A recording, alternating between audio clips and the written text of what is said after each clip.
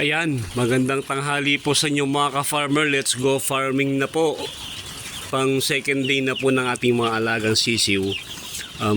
Kanina po na umaga, nagbigay ako sa kanilang ang antibiotic for prevention. 3 days po yun. Bukas po, tsaka sa isang araw. Kaya lang po yung half dosage lang po bibigay ko sa kanila. Kasi for prevention lang naman po. 3 days po yon para kung meron mang silang mga nakuwang sakit or bacteria, virus sa mga pinanggalingan nila. Halimbawa kung nagstay sila sa isang lugar, nakakuha sila, ipa-flush po natin. Kumbaga, kung yun ang ating i-treat, magpe-prevent tayo para hindi magtuloy kung ano man yung nakuha nilang virus.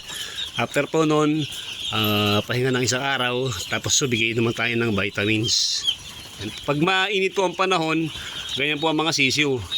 Kapag tama yung room temperature nila, sila i-relax, tapos po kain, inom, takbuhan, ganun po ang mga sisiw.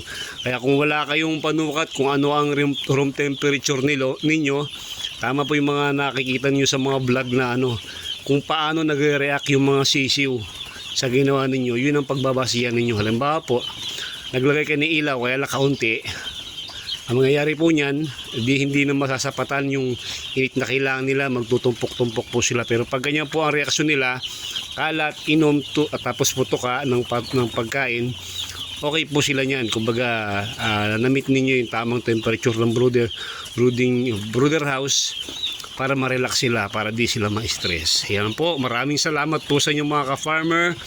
Second day po nila, paki-like and share po, mabuhay po kayong lahat. Happy farming po!